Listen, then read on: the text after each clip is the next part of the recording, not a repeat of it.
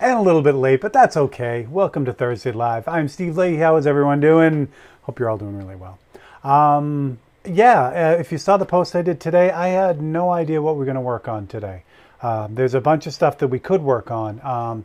I'm working on that painting, the Sunoco painting. I've got Tony. Actually, I'll show it to you when we get going.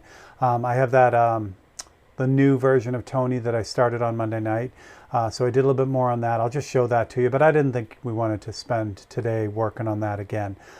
So I put it out there and I got a bunch of great suggestions, and it seems like the overwhelming response was to do a 543. So that's what we'll do today. It'll be a bonus one because actually I've already got all 5 done for Monday, which is exciting. So yeah, we'll just we'll do that. It'll be fun, and we'll see how far we can get. With a 543, we should be able to get through most of it, but it's a portrait, so those usually take a little bit longer. So we'll see how it goes. All right, let me jump on, say hello, and yeah, we'll get things switched around. We'll do that right now. Awesome. Oh boy, okay. I want that. I want that. Excellent. Okay. Make sure I got... Yeah, good. All right, so we're going to use the jumbo camera today. That way you guys will be right on top of it. A couple things, like I said, I'll show you... what do I want to do? Yeah, I can show you... I'll show you Tony once we get started. But let's get started with this first, and then I'll get the prep going. Oh, I can't do that because I don't have it here. Hold on. So I literally, right before the feed, I started, I prepped for this because the suggestions were cool. So Gary She's asked for, shoot. I can't remember what Gary asked for. Gary asked for one of the characters from Hellboy. But as soon as I saw it, I thought of Liz. And I wanted to do her because of the fire and everything, and I thought it'd be a fun thing to do. Hi, Mike. What's up? There we go. All right, so let's just jump in. We'll get started.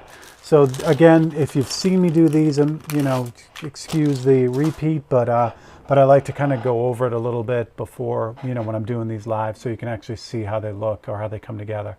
What I use for all the 543s is the heavy-duty UPO paper, which is a synthetic polypropylene paper. I thought it was, well, I keep calling it paper, but it's really not. It's a polypropylene sheet. And it's got a special coating on it that just makes it great for, all kinds of media. Pen and ink, paint, just everything. I thought it was the entire sheet. I thought it was just a solid sheet of whatever. I didn't know they coated it, but I used some pretty aggressive tape on it at one point, and it pulled the coating off. So there's actually a coating on this, which is neat. I did not know that until I practically destroyed it. Dean Brown, what's up? Dean's at work. You got it, Dean. Thanks for jumping in. Hey, Gary, what's up? Gary, we're doing kind of your suggestion. So I know I forget who you asked for, but I decided to do Liz because I wanted to get Liz done, and I also want to do I'd like to do a couple more characters from the first Hellboy because it was so good. But Liz with the fire seemed like a good one, so that's what we're doing. So anyway, so the paper comes like this, and you can actually just paint right on it. It's pretty cool. But what I do is I hit it with with Audubon sealer. I did not drain my paint, and you can see all the chunks and bits in here. This is what happens, boys and girls, when you don't strain your paint. I was in a rush. I did a few of these by just blasting it, and every little chunk of paint, dried chunk of whatever got through. On this, it doesn't bother me as much. Adrian, thank you so much. On these, it doesn't bother me as much because we're gonna fix all that right now, and it's the primer. However, on I know I'm trying not to get in the way here. On the final clear though, I don't want this at all. This would be bad news.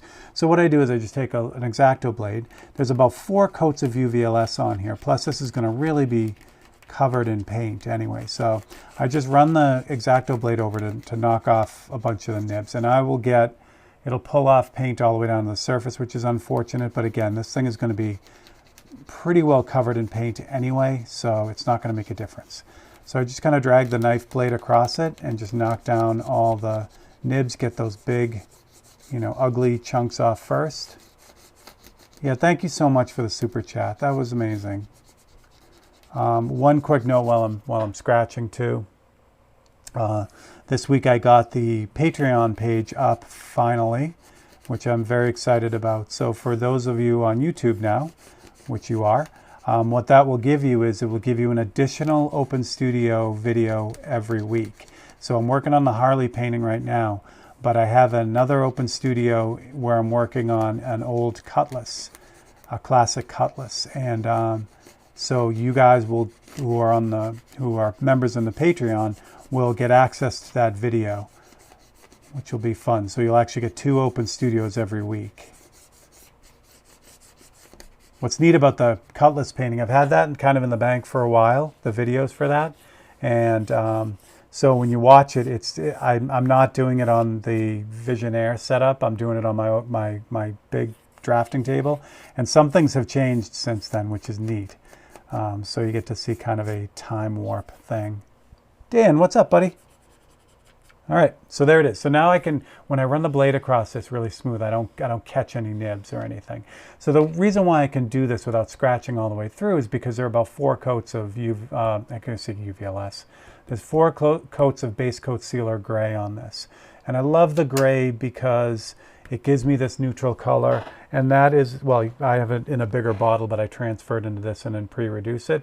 But this is how it comes out of the container. It comes in this color. So it's really nice. Before I was mixing it up myself, but they introduced that fancy dancy pre-mixed gray, which is awesome. All right, next up is 1000 grit paper. And just sand the crap out of this now.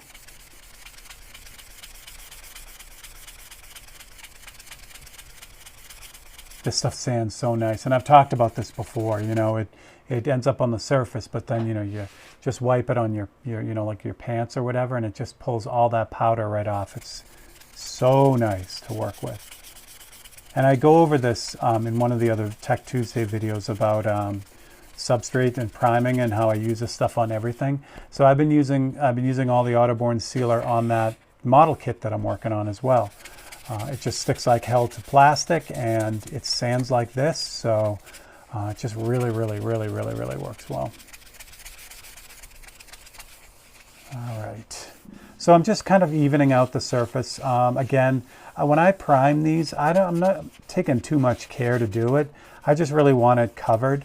So sometimes, it's a little bit orange peely or whatever, and I do the same thing to all of them all the time, the sanding and all this stuff. So what I found was I was, taking all this time to make sure the Autoborn sealer was perfect out of the gun when I'm priming these, but then I would just sand them anyway. So I'm like, you know what, just blast them, and then, save yourself the aggravation on the front end. So I just use the pad to kind of hold this, keep my greasy mitts off it. And this is a really old, worn out Scotch-Brite pad. So normally this Scotch-Brite pad, this gray one, would be equivalent to about 800 grit, so even more grit than this paper. But this is so used and soft, it's probably like 2000 now. I'm gonna be sad when this one finally gives out, because it's like you work these things so much to get them like this, and then you're sad when they finally fall apart, because then you have to start all over again, and it takes a while because you're just constantly using it. That's how it gets like this. So this just takes off basically the 1000 grit sanding scratches and gets it ready for paint. So now again, I don't know if you can see it, but there are little holidays where I pulled off the primer all the way down. It doesn't matter. There's so much, and I'll show you the image in a second, but there's so much going on this that all that will be filled. All right, so put those away so I don't lose them. Cody Adams, what's up, buddy? All right. Yes, I have, this is good. I'm glad I'm doing this one because this week, like I said, I have all 5 done for Monday, but I actually hijacked it, so I have one of my suggestions in for this week. So this will be good. This will actually jump back to having 5, oh, I could turn that on. I can do this so we can say hi. So I'll actually have 5 suggestions from you guys. Wow, it looks like it's going to pour. It's like nighttime dark outside. Anyway, cheers. Today's coffee, because coffee. I love coffee. All right. So now we're back on it. This is how it looks now. It's all nice and smooth. No more crazy divots. No more, ugly whatevers. It's ready to go. So I grabbed my FBS tape, which I'm gonna need to reorder this because I'm running low. I have a couple rolls of the bigger stuff, the wider stuff, which is what I used before. This is 1/2 inch. This is 3/4 inch. But I was wasting a lot of tape, so I've realized they make these 1/2 inch rolls, which is great. I did get a bunch of stuff from 3M, some tape from 3M, which I'm looking forward to trying, but I got to figure out which one is the same as this stuff here. All right. So I just come in a little bit, and the reason why this sheet here is 4x5. So it's got a 1/2 inch border around the actual painting, so that makes it easier to mat, so I don't have to wrestle with it. And then what I do is I kind of come in about 1/8 of an inch on the edge here. Or push it out 1/8 of an inch. That way the painting is, 3 1/4 by 4 1/4. Again, that really helps me when I go to mat the painting. Because if I do it, I've said this before, if I put it exactly at 3 by 4, then there's a chance that I may go a little bit smaller than 3 by 4, and then the mat won't work. It's like there'll be a gap around it. So by giving me that little leeway, that 1/8 inch around the outside edge, it guarantees me to know that the mat is going to cover everything. And it also, like if I do the painting, and then that also gives me a little bit of leeway with the mat up and down and side to side in case something doesn't quite look right, and I want to kind of move the framing around. Yeah, it's just starting to pour now. Interesting. All right, so leave that one, so that one goes there, and that is that. Now, with this particular storm, I don't know if there's supposed to be thunder and lightning or wind. However, 2 Mondays ago, we enjoyed having a total blackout because trees were down. So if I suddenly go dark, that's what happened. Hooray. All right. Oh, and again, I should have done that. Here, let me do this real quick. This one, that one, and this one. So while I'm getting ready to cut this, that is the Patreon address. So if you just go to Patreon and type in Stephen Leahy Art, if you're interested in helping out each month, that's exactly what that's for. I've thought long and hard about what I was going to do, and that was bad. Almost cut through the board or paper. There's YouTube membership as well, which might be something down the road, but I wanted something independent of the other social medias in case, because some people don't, like with Facebook, some people don't want to get into doing the stars with Facebook, having that kind of account. Some people, they don't want to do the super thanks or whatever through YouTube. So this just gives people another option if they're uncomfortable with anything else, but they still want to, buy me coffee and keep the ball rolling here. So again, and I can't say it enough, I am super, super happy you guys have been helping out. So there we go. So now it's ready. Ta-da, that's it. All right, let's show you the image. What I did was I just grabbed the iconic Liz pose movie shot. Grab that in a second once I get this on here. This is just a sheet of galvanized steel, and then I sanded this and painted it with Candy 2.0 and then cleared it. But I just put a piece of sheet magnet on the back and then dropped some just photo corners on it. So this is my little holder that kind of keeps everything in one place. So there we go. Cole Lager. That's, Adrian, right. Yes, it's cheers time on that side of the pond. All right. So here is my image that we'll be working with today. So it's iconic Liz just figures out about her powers and everything.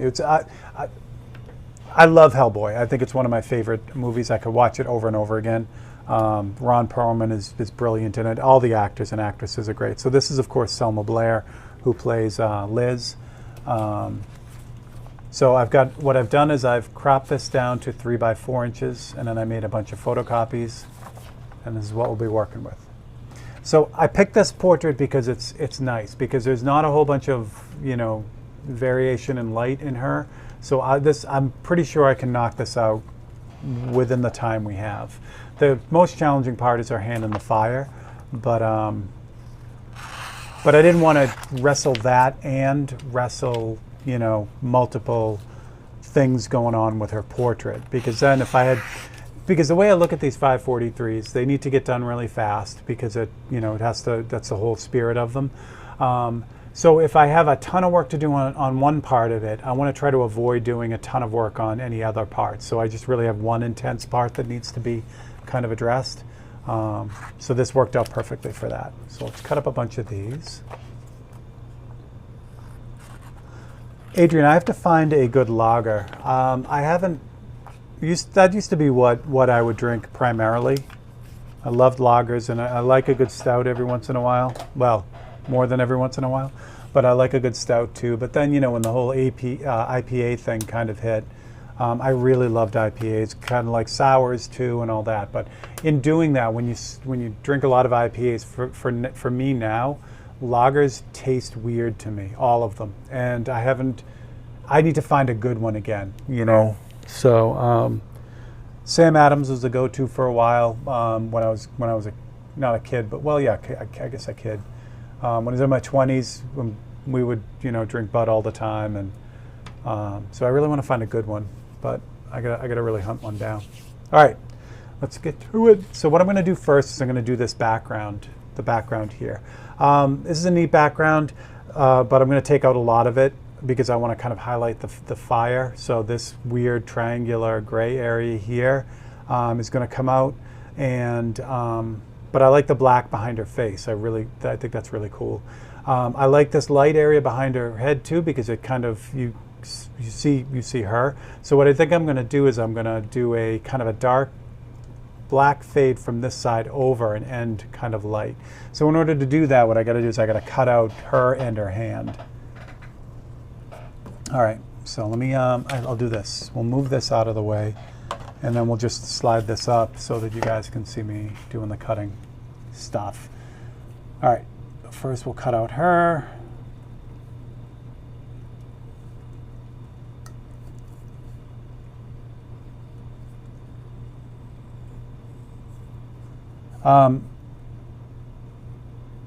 Yeah, so I was just gonna say the front of her is like where it's kind of like her shoulder here is dark on dark. It's not super important that I get whatever's really there perfect, because it's going to be, it's going to look like that when it's done. There's not going to be a lot of contrast between the two. So same thing with her hair up here. There's not going to be a lot of contrast there anyway. So I could just kind of wing it and be okay with it. So there's Liz all done. Now her hand. So for her hand, we have a couple things going on. We have her hand inside the fire, but you also have the fire. This can be overwhelming. And I'll pull this out now because I don't need it.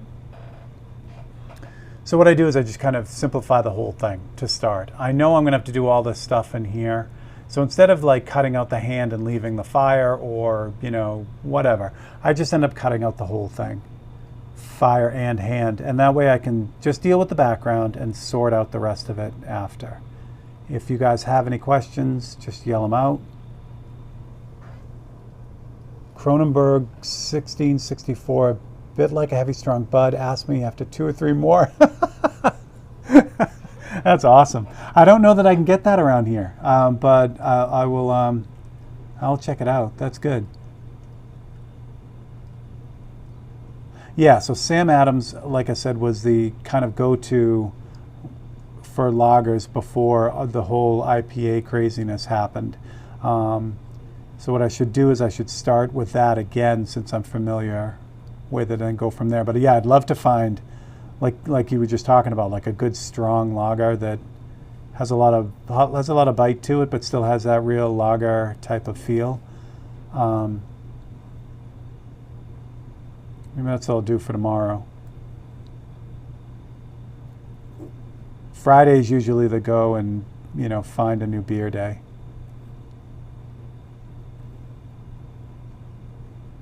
So this is fun. You know, it's the fire in this is, if you saw the movie, the fire is really slow on her. It's not like, I mean, it's definitely like fire, but it moves in a kind of a slow way. So that's definitely translated in this photograph. It's really defined, and that's awesome. It makes it easy for me. What else do I want to do here? Yeah, I can also be kind of tricky here. So I said I wasn't going to deal with too much of the inside, but I can get some of these darker areas and make these the background, and it'll just save me a little bit of effort after. There's a couple voids in these flames that will that I can pull out now and will work well.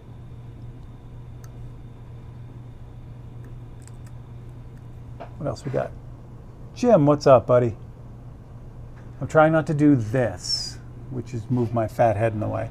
It's nice having the you guys can see, you can't even see it, even if I do this.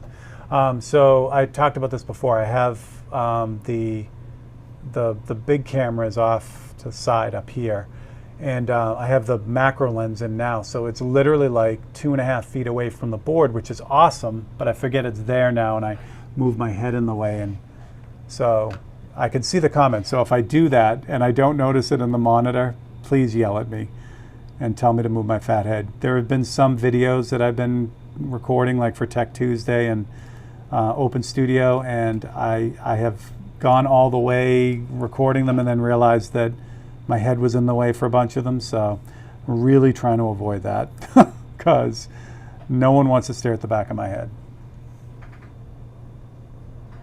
Warlock, what's up, buddy? All right, so her hand stayed in place even though it's cut out. So I'm going to take advantage of that because it's easier to line these things up if they're all in place. What's going on there? Get out of here. All right, good. So I'll move this back first, and then we'll just kind of put this in where it's supposed to be. All right, the next question, if it comes up, is this painting going to be available? I feel as if Gary should get right of first refusal. If he does not want this painting, then I will put it on the site, and I'll put it up today. It won't, you know, won't have to wait till Monday or anything. So I got all my magnets. Just start dropping magnets in. Once I get this, well, I'll show you in a second once I get Liz back in. So we'll put Liz back in the right spot. She's easy to line up because of the cutout. Drop a bunch of magnets on her. Ryan, what's up? Ryan, we're doing Liz from Hellboy. Do a 543 for today. All right, there we go. So she's in. So I've got the magnets on the hand and on her. So now, even though this was attached, if I'm really kind of gentle with this, I can just kind of like pull at it at all the little bits and pieces that we're holding in place, and we are ready to go. Ta-da! Cool, right? Thanks, Ryan. Yeah, I love Hellboy. Okay. I can turn that back on, right? Yeah? Do that? Yeah, okay. Okay. So again, I have the reference photo here. I'll just slide this one over so you can see the whole thing without me moving it. So what we've decided to do is have it black behind her hand to really allow those flames to pop out. And then I love the lighter area behind the back of her head, so that kind of frames her. And I think that's going to be good. Now I could just paint it the way it is, and that's fine. But it's nice to be able to kind of make those adjustments that the original photographer, or this is probably still from the movie, but you know, the original photographer didn't change any of that, but it gives me a chance to here. So like these two lights up here don't really they don't add much to the story for the painting. So even if I were leaving the background in here, I would take those lights out because they just draw your eye to that. They're the brightest thing on the page next to the you know, the really fiery part of her hand. So there's just no need for that. So, all right. Let's go with, do I want to do that gray or white? What do we got? Somewhere in alternative use, Liz is painting a 543. Oh, I would like that. That'd be nice. Yeah, Liz and Abe, absolutely. Do I want to do this white or do I want to leave this gray? So, yeah, I'll do it white. The next thing that happens is just water, like that. The next thing that happens is on the background is how much contrast do I want from this side to this side. So if I leave it like the photograph, that's pretty much the gray of the board right there. But I'm going to push that a little bit. I'm going to put a little bit of white there, and that's what I was kind of hemming and hawing about, whether to use white there or to leave it as the gray. So I think I'm going to do the white because I really kind of want the back side of her head to pop off a little bit. It didn't sound right at all. I really don't want the back of her head to pop off. So white is Createx Opaque White, and it's reduced 1:1, and I'm using it through a 0.3 millimeter airbrush. This is the Mike Learns Mobro. Sorry, not the Mojo. Mojo is on the wall right there. So I don't know why it's on the wall. Oh, because I bent the needle. I got to fix it. That's why. All right. So I always do the white first because it's easier to blend black into white than white into black, because if you do white into black, you get blue shift. If you do the white first and then do the black on top of it, you don't get any blue shift. Now with this painting, it won't matter because her flame was blue when she finally realized she could control it, which would be fun. I thought about adding color to this, but it adds another level that would just make it take a little bit too longer. I might add a hint of color, but I don't really want to because there's no way to add a little bit of color to this without doing the whole thing in color. And even though it would only be blue, it would just be, there's a lot more to it. Yes, that's it. So it's opaque with this brush. It's opaque white, Createx Opaque White, this one here.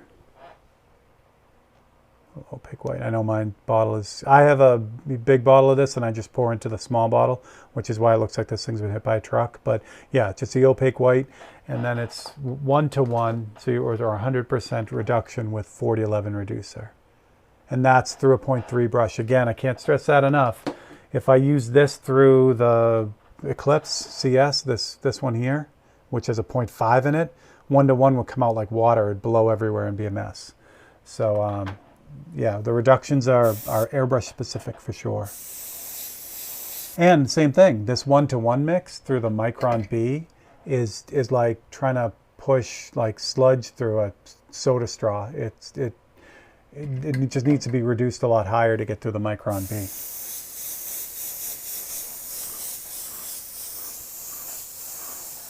Just a hint of color in the flames. Yeah, Jim, I might. That's a decision I can make right pretty much on the fly.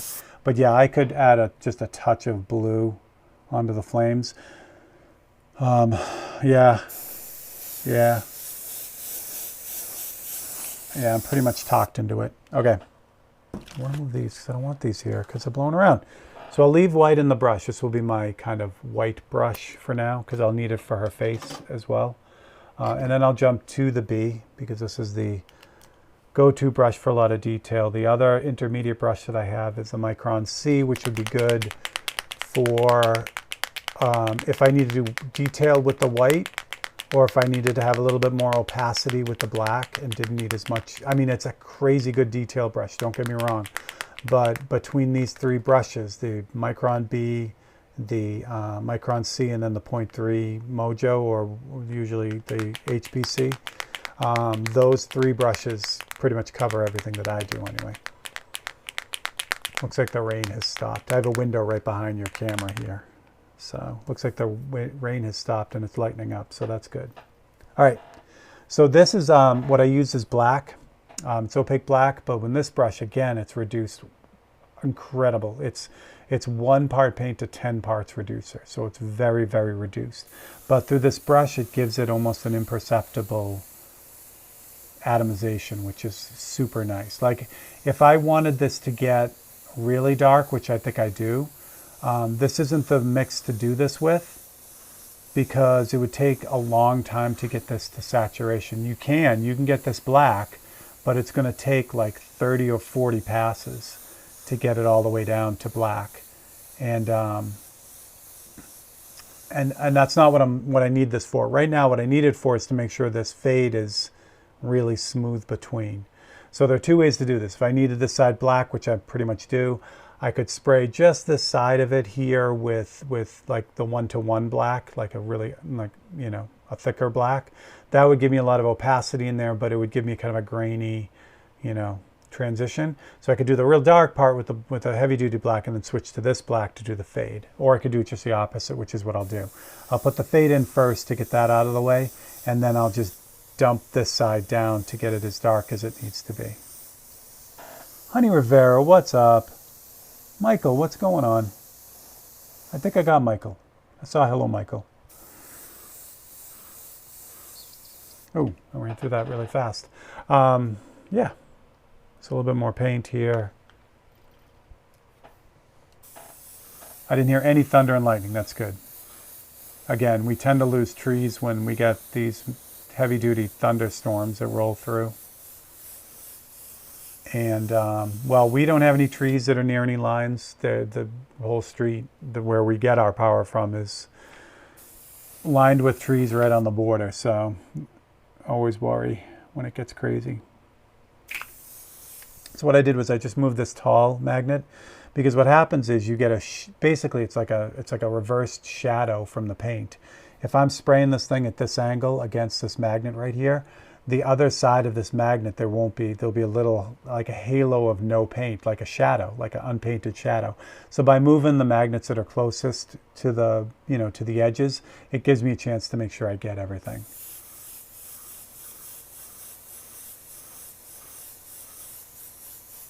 There we go. I like it. Just run this out right now, and then I'll grab the darker black, the less reduced black, I guess. And you'll see, it'll just, I'll be able to really pop this down quickly. Because I do want behind her hand to be really dark and in front of her face. There we go. And I'm out of paint again, which works out really well for this. Because now I can switch to the same thing with the white. This is 1-to-1, even though you can't see it, because it's paint all over it. It's 1-to-1, so it's 1 part opaque black to 1 part reducer. So this will go through this brush, but it ain't gonna like it, and that's okay, because I don't want to dirty up another brush right now. Because all I'm doing with this, I don't need a whole ton of detail. I just need to be able to really make this third of it really, really dark.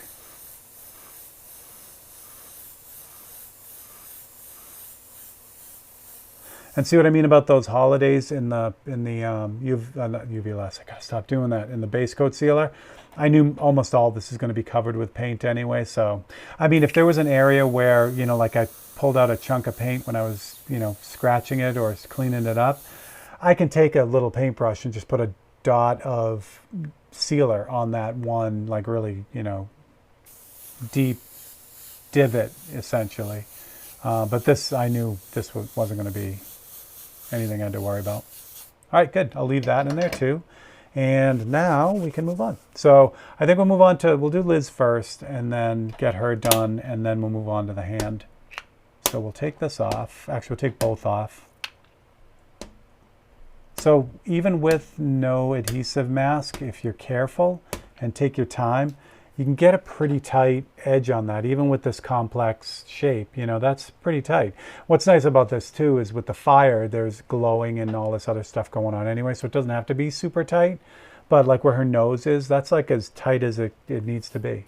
So works out well. All right. Again, any questions, just shoot them out there and I will get to them. All right, so the next part is Liz's face. Because what I'm going to do is, same thing, I do the white first, the light parts first, and then move on to the dark parts. All right.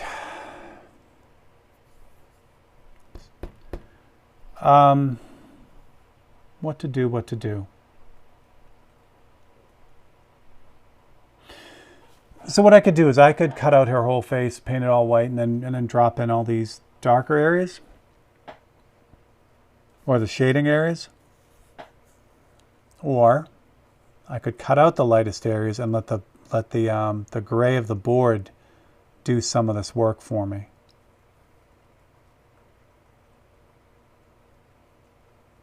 And it's a balance. So what happens is what I think about is which way is more work, essentially. Is it more difficult to cut out all these things and try to save them, or just cut them out, and block them in with black?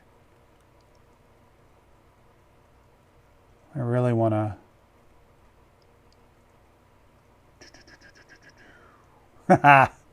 This is a good one. I don't know which will be faster.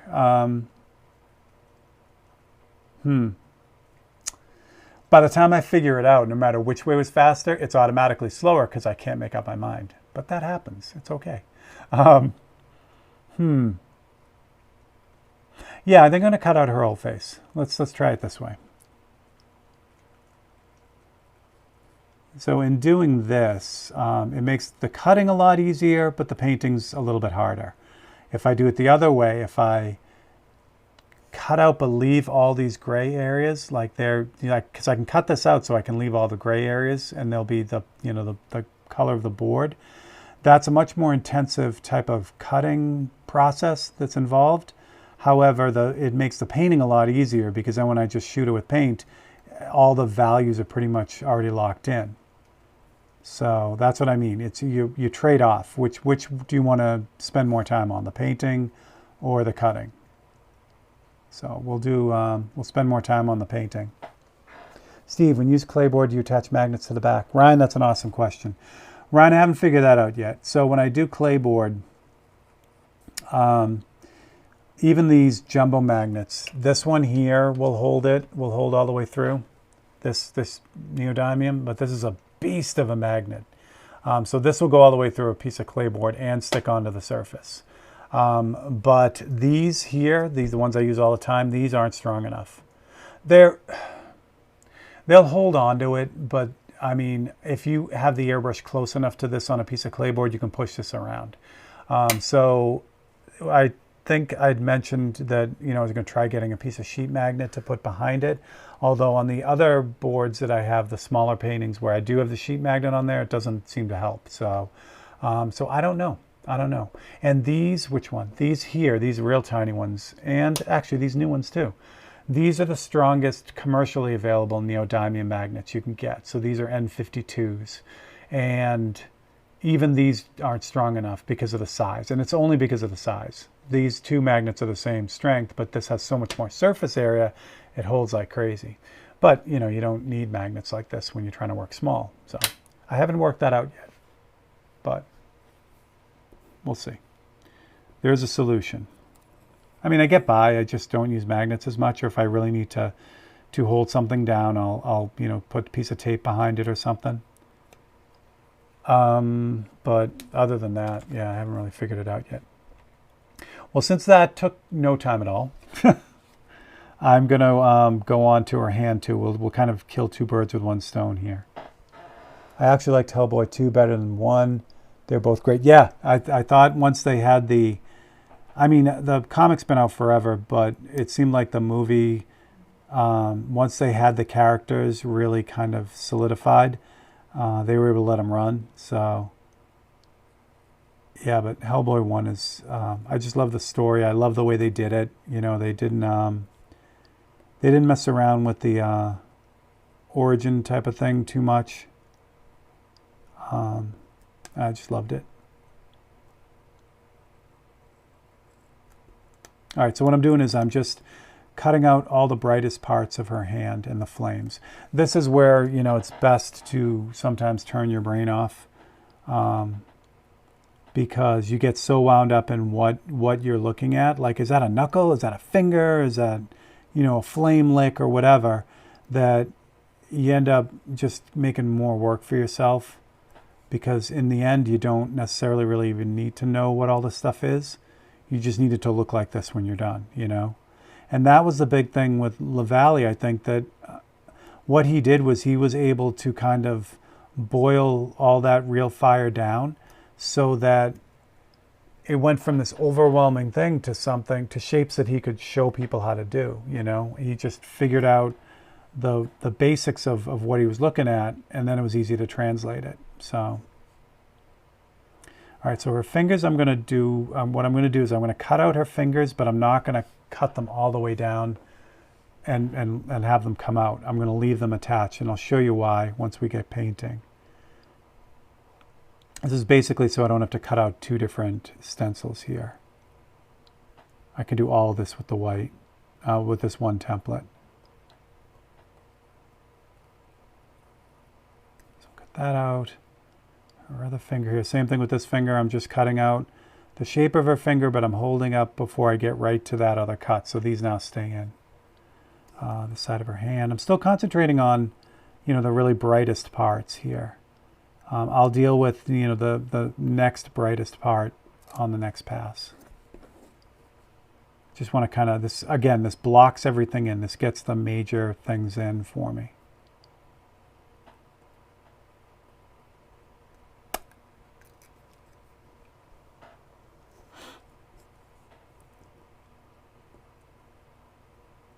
Yeah, it's funny with Hellboy.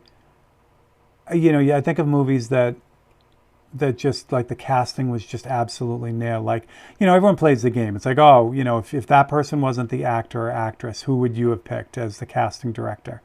There is no one I can think of who would make a better Hellboy than Ron Perlman. It's just perfect. He was like built for that part.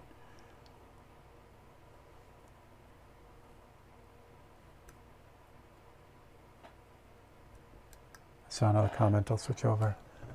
A guy I know has a fully airbrushed Hellboy monster show truck 4x4. So good. Subject, yeah, in every way. I mean, even if you go back and use the comics as the, kind of the base, the comics are so good.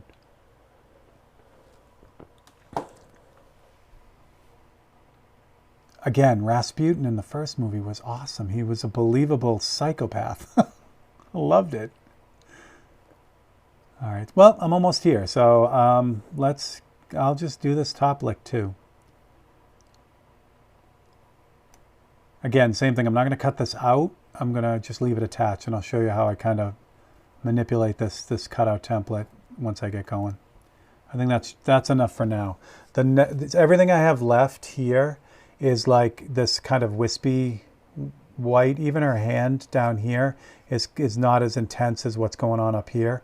So I basically pulled out all the really bright parts. And then, of course, her face. Okay. Honey, is Hellboy 3, which one is Golden Army? Is that 2 or 3? I can never remember. Yeah, I don't know. But then, I don't know. For me, first movies are so first. They are usually so good. All right. So line this up really carefully. Now, here's the trick. Sometimes when I have these two different bits, like you saw when I cut out for the background, I had Liz and then her hand, and they were two separate pieces. Sometimes they don't actually, like I'll bump them and not line them up the right way. This is the time to make sure, because now that I have this as one template, and say I bumped her hand over a little bit when I did the background, I'll go, line up her face really great, and I'll spray the whole thing, pull this off, and then all the hand parts will be off. So I just got to make sure that I've got them lined up, or I had them right. If I don't, it's not a big deal, because if I catch it now, what I would do, and this is lined up, but they say this hand was pushed over a little bit. What I would do is I would just block her hand off, spray her face, and then adjust this side of it till it was right, and then go to town. All right. For the magnets on this, I really got to make sure, actually I really don't got to make sure, but I'm going to do it anyway. But I want this, especially along the front edge of her face, I want that to be really sharp. I don't want any underspray to get onto the background. The back side of her face doesn't matter too much because I still got to do her hair. And then her hand is all wispy and all this stuff anyway. So I don't really have to worry too much about getting a bunch of underspray on that. But I'll still throw some magnets on it, especially on the background side. I don't want to get, ton of overspray everywhere. Ryan, have a good one, buddy. Awesome. Thanks for jumping in. All right, so I still have white in the first brush. It's the one fun thing about doing these 543s. I can leave paint in the brushes because I know I'll be using them again. Let's start with So I'm going to do it. Yeah, I'm just going to do her face. I'm going to kind of indiscriminately paint the whole thing because I'm going to go back in and put her features in after. So the one reason why I don't like to do this, what I'm about to do now, again, the opaque black has this kind of brownish cast to it. So if you paint the black on the gray, the black looks really black. But if you paint the black on the white, it looks brown. So now when I go to put her features in, I got to be careful that you don't see that brownish color. I can cheat a little bit with that blue that we were talking about putting in, and that will, adjust for that. But we'll see if it even needs it. Sometimes it doesn't, but sometimes it's noticeable. So I just hit this a few times, get a good coat on there. Not a good coat, but a light coat. And then just move on to her hand. Because remember, this is the brightest part of the painting, her hand and her face. So it's going to need to be close to saturation.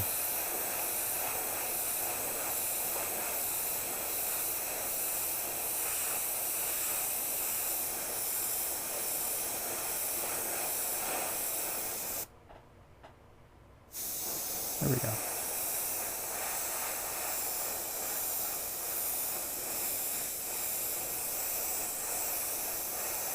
I especially see how all this is popping up right here, because once you get paint on this, I bought the wrong paper. This is 20-pound paper. Usually I buy 28-pound, the really super heavy duty stuff. As soon as you get paint on this lighter paper, even the heavier paper, but especially on this lighter paper, it just immediately, curls up and does this. However, again, on her hand, I don't care because there's going to be a lot of extra, fuzziness to the fire anyway. I'm holding it down on the background side because I don't want a bunch of paint on there, but the rest of it is okay.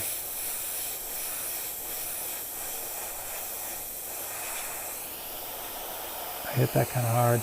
Well, let that dry. And jump back to her face again and put another coat on her face.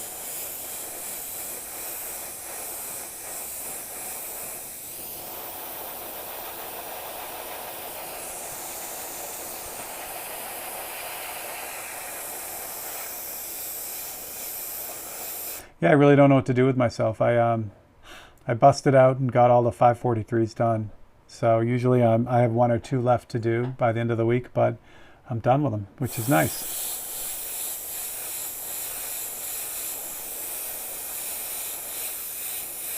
And again, a lot of great suggestions. So I had a difficult time picking them.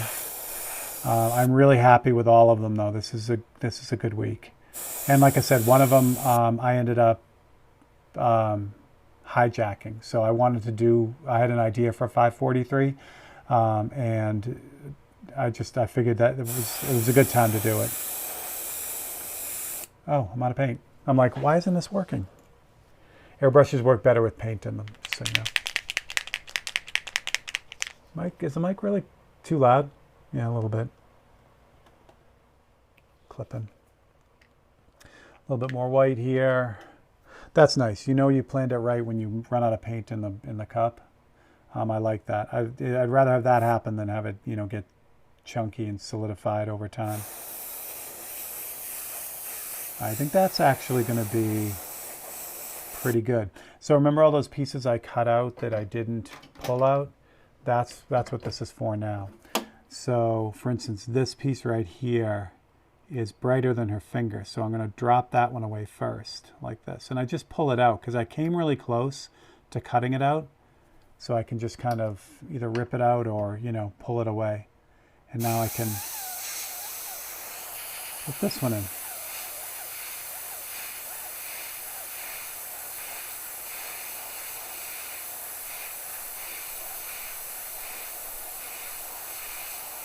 And by doing that, I have this neat little, masked line here, which works out really well. So now with the rest of her fingers, I can do them all at once. So I can actually just pull this whole thing. Same thing with this one. The only bummer about doing this is if I ever need like this shape, it's gone now. So this is kind of a destructive method as far as the template goes. But again, for these paintings, it doesn't really matter. So for her fingers, I don't know if you can see it. Yeah, just barely off the side here. Her fingers are bright around the edges, but a little bit darker in the middle. So I'm going to take a little bit more care with these. Actually, her pinky, oh no, I didn't even pull her pinky. I thought I sprayed over it, but I did not. So I got to pull her pinky too. There we go. Yeah, let's pull this whole thing. That's fine. And I'm going to drop a magnet on here because I don't want to have this flying all over the place. All right, so for fingers, I'm going to take a little bit more time with them so I can get that kind of bright edge, I guess. Do I have a smaller magnet that'll work there? Probably not, because it's going to want to... No, it did work. What do you know? You guys can see that, right? I'm going to move you closer for this, just for this, so you can see what's going on. And then we'll move it back as we get going. So your 543 was never suggested before. This one, I don't want to tip my hand on what it is. So the diplomatic answer is yes, but I've never done it this way. So I'll give you that as far as a little hint. And it was the last one I did. I finished it right before we started the feed. So, in fact, it is the clear is drying as we speak. All right, so now with this, I can take a little bit more time and just kind of concentrate the white around the edges.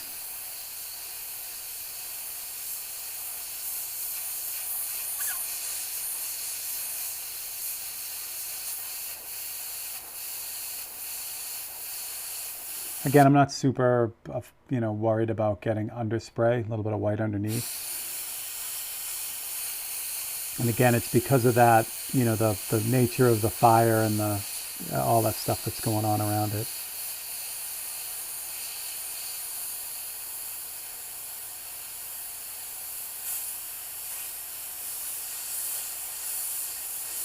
It doesn't have to be perfect because I'll be going in and using the other brush, the more detail-oriented brush with all the white to get all the, hot spots in. So I just need to really, again, this is blocking in. This is just me kind of putting in the shapes so that when I go in after, I can really, kind of dial them in. Put some magnets on this because I definitely don't want a whole ton of paint on this. Same thing with this lick up here. I could just spray it all in white, but since I have the mask on it, I can take a few minutes and just, instead of blasting it all in, I can actually start to add some of the shapes of those flames in now. And again, it just saves time later. I don't have to repaint something that I've already done. And this brush, like I said, with 1:1 and a 0.3 millimeter brush, you can get some pretty crazy fine detail with it, that's for sure. So it just, just how crazy you want the detail. Shannon Morrison, what's up, buddy? I'm trying to paint while filming, but man, I hate having the camera in the way, and I tend to hit it. You seem to have that under control. Shannon, that is not true. But thank you. Yes, I will frequently smash my head against the camera. I can't show you because it's off camera. But the camera mount that I have here now, you can't even see it on camera 1.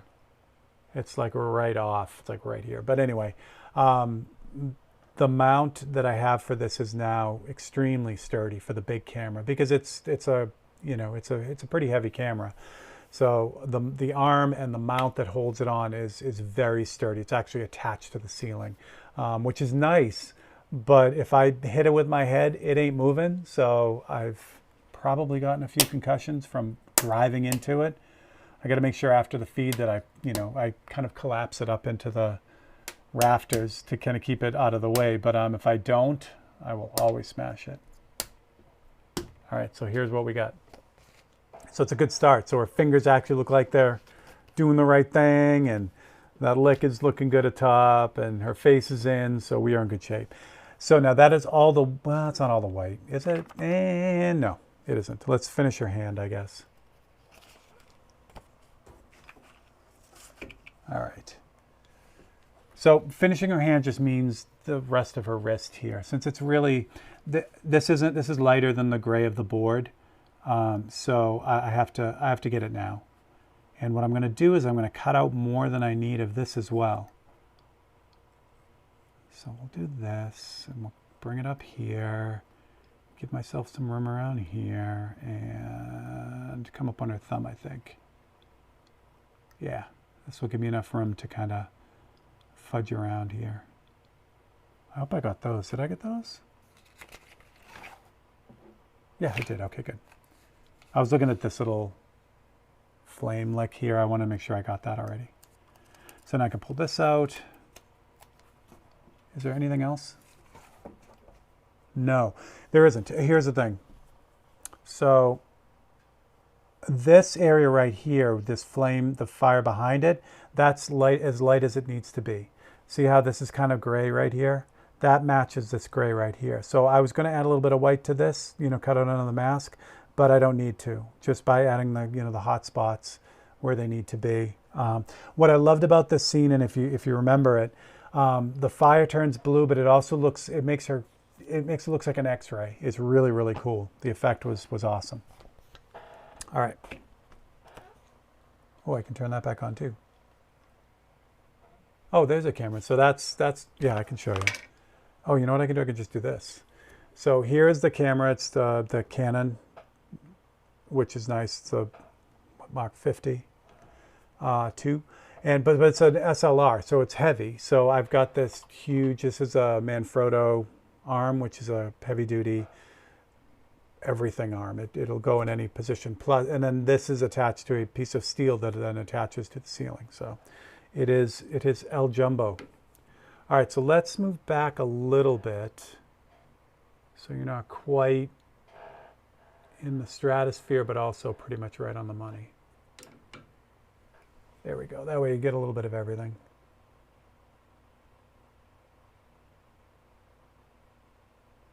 The autofocus doesn't do a super good job because I'm always got my hands in the way, so it tries to focus on whatever's in the way. So we just leave it as regular. All right. Or hand, that's what we're doing. Okay, so we'll just line this back up. And I've got like two parts, her thumb and the heel of her hand. So I can use those to line it up. Drop some magnets on this too. Don't want any paint on that. And I still got white in the brush, so we're in good shape. And just kind of follow what's going on in the photo.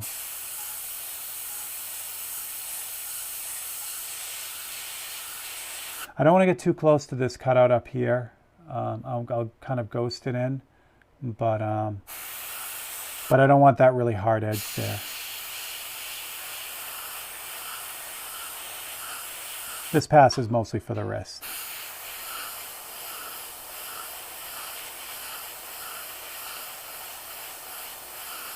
Good. That should be enough. Yeah, okay. Lovely. So the gaps you'll see, I'm going to freehand all this stuff in here once I get the airbrush, once I get to that point. But that lays everything out for me. That gives me a great roadmap for the rest of it. The rest of it's going to be just kind of plug it in. So let's take care of her. Yeah, let's take care of her face and then we'll jump back to the hand, I think. So for her face now, what I need to do is... Yeah, I'm just going to put her features in. Unless I want to brighten up some of the... How do I want to do this?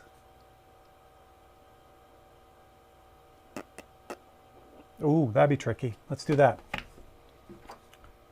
What I'm going to do is I'm going to kind of cheat here. Not cheat. I'm just going to kind of... There he is. There's a little fly that's been flying around all morning, and he just landed on the board. I'm waiting for him. You'll see him in a second because he's a pain in the butt. So what I'm doing is I'm cutting out these white areas that are the brightest. I've already got white on the surface, but on her face, but I don't have it at saturation. So you'll see what this does in a second. So I'm picking out like the brightest areas of her face. And again, just like her hand, this is going to really help me kind of see where things are supposed to go. And help me put in things too, like where her eyes go and all that fun stuff. Tabs, what's up? I was pretty happy. I stayed awake for the majority of Tim's feed last night. I've been crashing early. It's been busy, so I've been like exhausted by the end of the day. But I decided to start Tim's feed, watching it at the computer here in the studio, and that kind of ensures that, you know, I'm not going to fall asleep, because usually what I'll do is I'll, you know, hit the couch, put the phone on, and just kind of recline and watch whatever feeds I'm watching, you know, Kelly's and whatever, the late ones. But that always means that I'll be sleeping, you know, 10 minutes into them. And it doesn't matter if it's a feed or a movie or whatever. My kids always made fun of me for that. All right. So all I'm doing is just kind of, you know, folding these bits back so they're out of the way. Because this will give me, you'll see, it'll give me kind of again, like a roadmap. I think I can get her lower lip too in this. I don't want to hit this too hard because her lips are dark. There we go. That should be enough. Do I want to try to be tricky? Yeah, why not? Her eye, the white of her eye needs to be brighter than it is too. So we're going to grab that as well. It's tricky because that's a fun cut because it's so close to her, above her eye, you know, the eyebrow. It's just got that little attachment there. So that's why it's a little bit tricky cut. It could have been, you know, I could have done another template for it, but what could go wrong? All right. I don't know what could go wrong. So we'll line this back up again. Now remember, you know, again, this white isn't at saturation. So when I go to put this white on it, you'll be able to see it when I pull it off, which will be fun. Clean off the tip dry on that.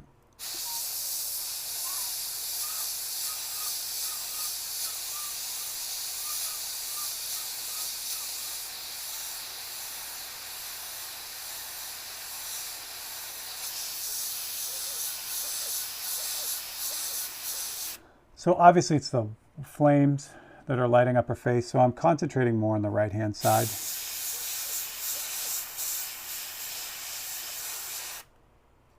And then I gotta get her eye without her nose in the way. There we go.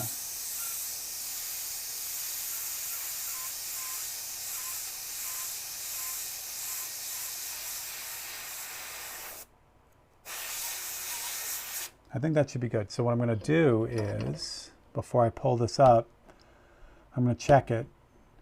So I just move all the magnets over to this side. So I still have the template lined up and in the right spot, but now I can just pull this aside. And that is awesome.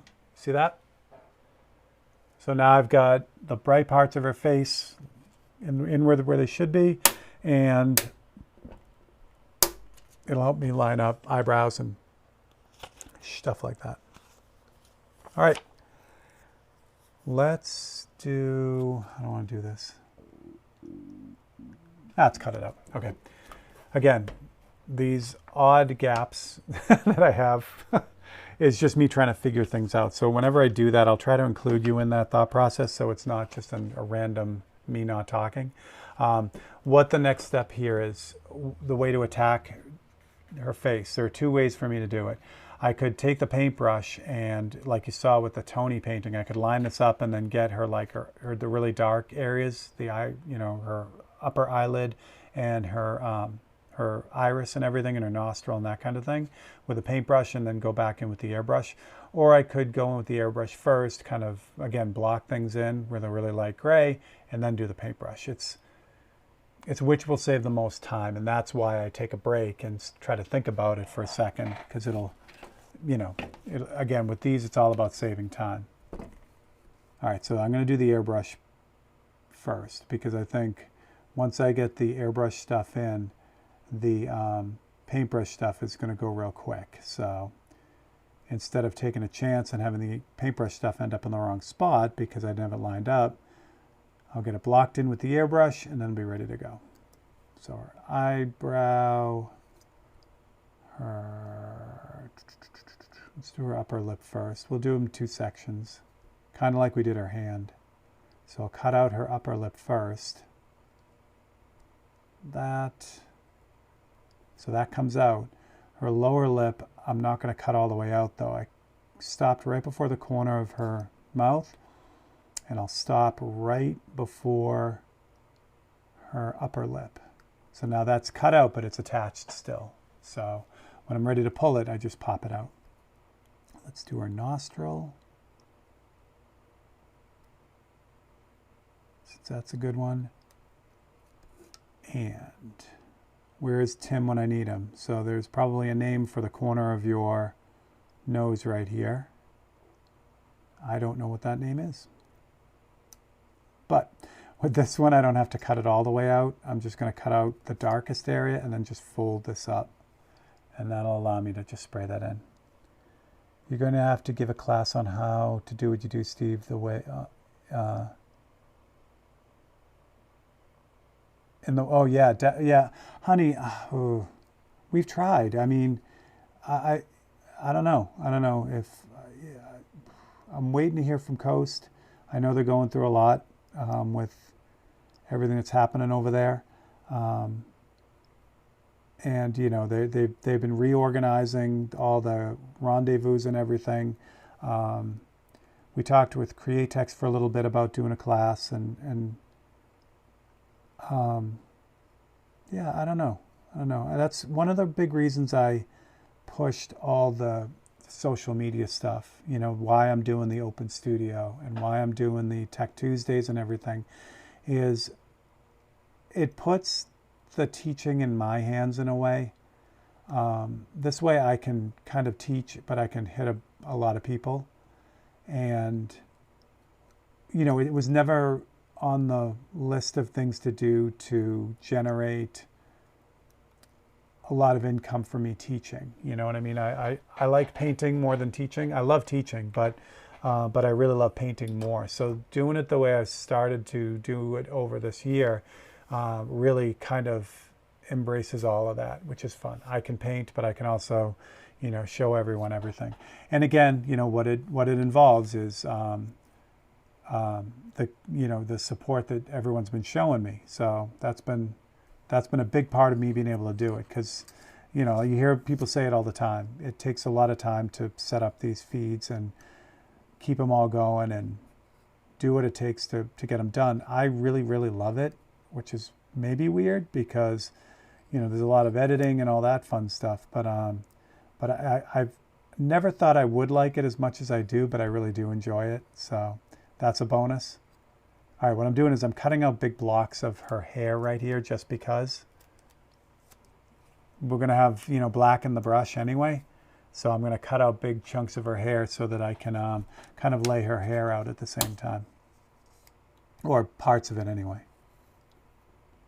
So yeah, I guess the short answer is yes, I will definitely. I mean, we talked, you know, when I did the show last year with Sherry Canlin, which reminds me too, the show is on the 16th. It's coming up. If you are anywhere near Salt Lake City, it is your opportunity to not only see a great show, car show, and meet some legends like Charlie Hutton and Bill Williams, but you will also be able to meet the amazing Gerald Mendez. He is. I know his class is sold out, so you can't, you know, get in on that. However, he will be painting live on the Saturday of the show, and he is just an amazing human being in general, but he's also a fantastic teacher as well. So again, just cutting out big areas of dark, you know, where her hair kind of is the darkest. And this, you'll see when I paint this in, this will automatically give me a lot of the highlights, or all of the highlights. And it's a lot like the fire with this, you know, it's like, it doesn't have to be perfect. It just has to ultimately give me a roadmap on where to do the rest of it. I'll deal with the top of her head separate. Same thing with her outfit. If I try to start doing those two things, then all of this fun stuff that I just took the time to cut out will fall out, and I don't want that. All right. One thing I did realize, honey, when I did the class in Salt Lake, and we had some technical challenges though too. Like for one thing, they had ordered all the Winsor Newton brushes, these brushes that I use. They never came in, which is unfortunate. And that's a big part of what I do and what I like to teach people about, you know, the whole process. But the other thing too is I really want it to be more than one day because there's a lot of material. So you got to think of that too. But there are so many good places. I talked to Artem Ra multiple times, and we talked about doing a class down in Florida too. So, yeah, I'll definitely get something done. It'll be nice doing a class down in Florida in the middle of winter. I would really, really like that. That would be lovely. But it would have to be like a 4-week class. I think something like that would work out well.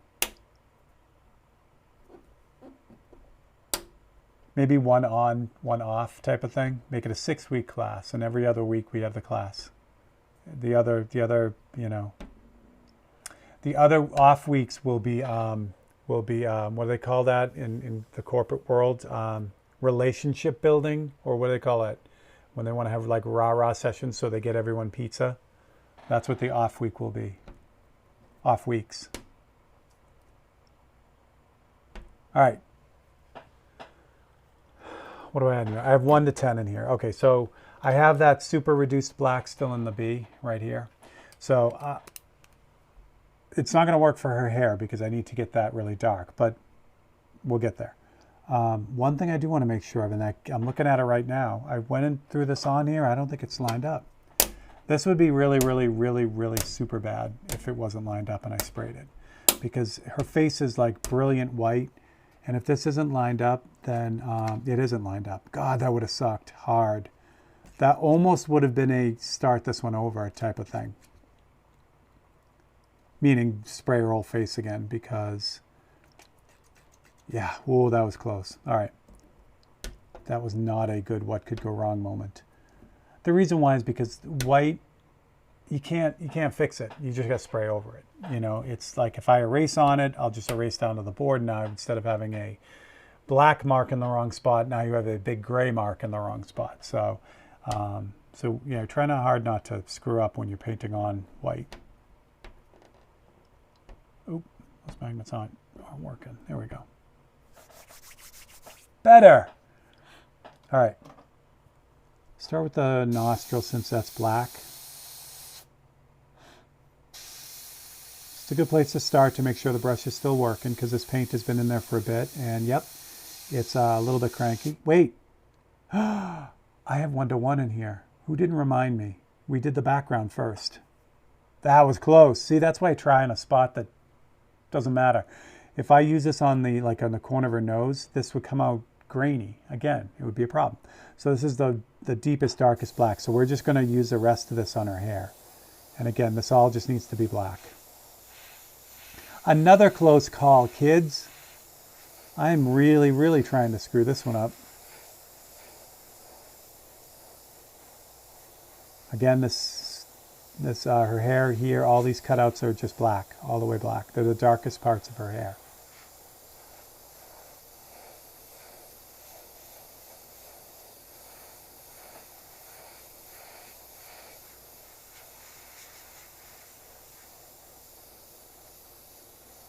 So I wanted to do, I don't think I've done a painting of the Samaritan. Someone suggested it as well when we were talking about Hellboy. I don't think I've ever, maybe I have done a painting of the Samaritan. I know he, in Gary's painting, in the Hellboy painting, he's holding it. But I don't think I've done just a painting of it. So what I really wanted to do is a painting of that and Snickers bars, you know, just with his insatiable snacking. Thought that would make a good painting too. That's not really a 543 though. There's a lot more to that than. It would take a while to get that one done. All right, that worked out. Let's empty this out and switch over to 1 to 10. So I need the control of the black on the face. If it comes out too fast, it's going to end up making a mess. So 1 to 10 is good for that. Makes a nice gray. Again, you can't even see the droplets of paint. It's so refined the way that it works. Much better. Okay. Try it again. Oh, I should have cut out her eyelid too. Damn it. All right.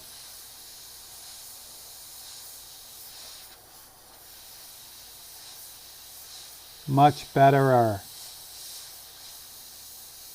Much, much better. Okay.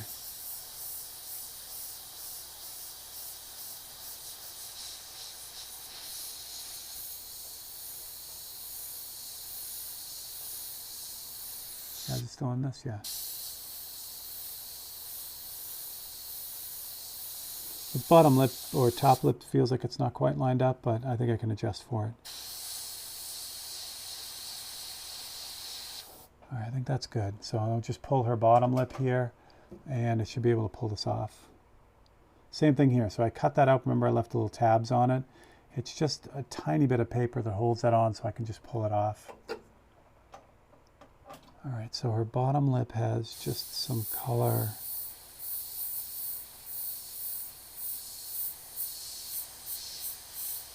Right there. Good. All right, see what we got. Drop her eye in. Oops. Lovely. Lovely, lovely. It's pretty dark there too. Okay. Bits of something there. Oh, that's right there. That's a little blowout. Okay, good. Yeah, let's get her eye in just to kind of, because right now it's kind of hanging out there. So get her eye in and finish this up. So her eyelid. Again, you know, it's important to, for me, when I'm doing these, especially this real small paintings, you know, again, I know what I'm doing. I mean, I know what this is. I know it's her eyelid and I know it's her iris and everything, but I really got to turn my brain off and just cut out what's there. You know, just kind of paint what you can see. Instead of being like, oh, you know, that's her iris and her iris needs to be round and blah, blah, blah. And then it ends up, you force information in there that isn't there. And that's when it goes sideways. So you can see her other, that's interesting. Okay, I missed that the first time. On her other eyelid, you can see her, the top of her lid right there.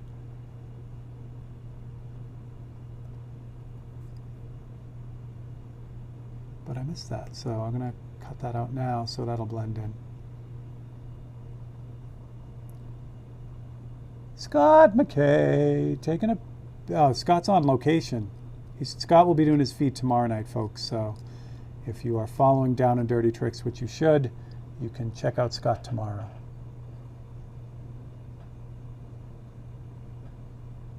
Wait, what? Earbuds are the size of a couch.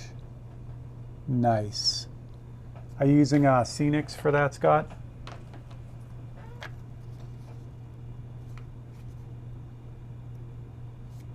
Yeah. Oh, yeah. That's actually pretty cool. All right. So make sure this is lined up really, really well. Because again, you know, messing up her eye is not the place you want to start screwing around with stuff.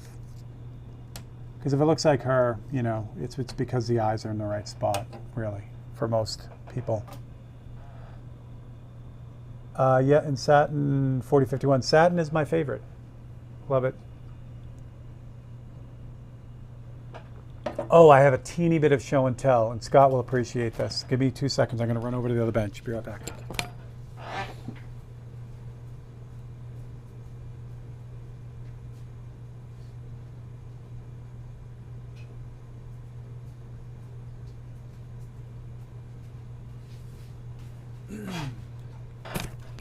I have been having way too much freaking fun with this. So if you've been following on Mondays, I've been doing the little Model Monday thing. So here is the pilots in the cockpit so far. It's been so much freaking fun. So they're all sitting there. I had to do a little bit of extra modification to their feet to get them to fit, but that's okay. You don't see that. But all that, and then the painting the sidewall now with all little gauges and controls and all that fun stuff. So yeah, I'm having a blast with it. So you can catch up on Mondays with this. It's not a super how-to like everything else.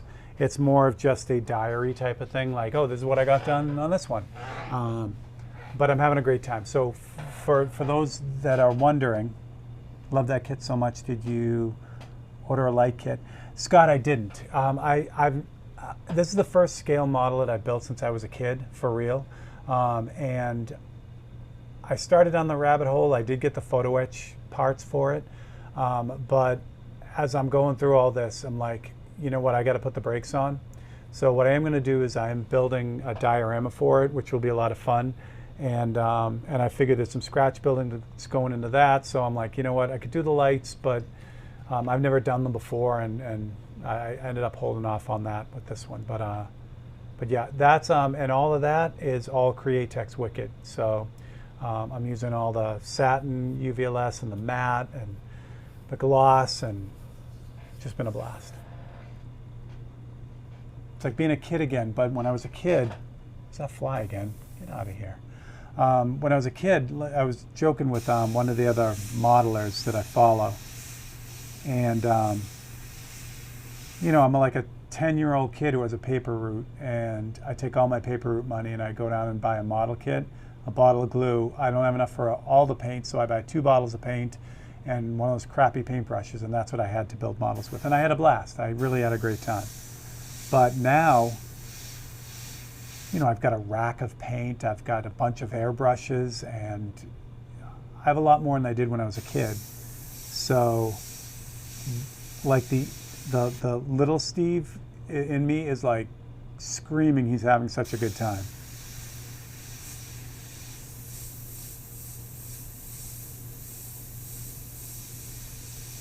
The only thing I need now, Scott, is Captain Bob on Saturday mornings while I'm building models. For those not in the New England area, Captain Bob was a great guy. Came on Saturday mornings early, and you would get up in the morning, grab your crayons and your paper, and you would draw animals with him. So he would, you know, take you step by step through drawing all these different animals, and it was a lot of fun. So those 2 magnets there, Liz looks like Hellgirl. Yeah, right? With the horns, absolutely. That's funny. All right. So the good news is at this point right now, she looks like she looks like the actress, and that's a bonus. This is a little bit off right here. The white part is actually a little bit off, but those type of adjustments aren't bad. It's when it's way off, that's when it really becomes a problem. And it looks like the sun's coming out, so we're gonna make it. All right, so all the hard parts are done now. So what are we talking? I have my timekeeper. Honey, what? I don't even know what time it is. How long have we been doing this? I don't want to, like I said, the portraits usually take about 3 hours. I know we're not doing that. So I want to make sure I give you guys something that you want to see. Would you rather see the portrait done or the flaming hand? I'll just leave it up to you. So do face or hand, and then 1.5. Okay, good. Yeah, I'd like to go about 2. So we have about a half an hour left. So let's pick which one we want. So just type in hand if you want the flaming hand, or face if you want the face, and I'll let it go for a second. So far we got 2 for hands. Hands. Okay, let's go with that. That's 3 for hands. All right, so we'll do the flaming hand. All right, so the next step for the hand, then let's get right in on that. Really what we have left on the portrait, I'll just focus that so you can see it, would just be The next step is to go in with the white again, and then you do the same thing I did with, you know, those lighter areas. I'd pop out like her cheek, the front of her lip, her chin, you know, those areas that get a little bit more light. Actually can't see it because it's down too low. And then I'd go in with the paintbrush, clean up her eye and, you know, any of the, like the crease in her mouth, and then take that same, you know, super thin mix of black paint, and then I'd do the rest of the shading, and that's how the face would go. So you kind of get that. But with the hand, it's a little bit different story, which will be fun. Let me actually, let's get the whole hand in here, and we'll tilt you guys so it's more straight on like that. Okay.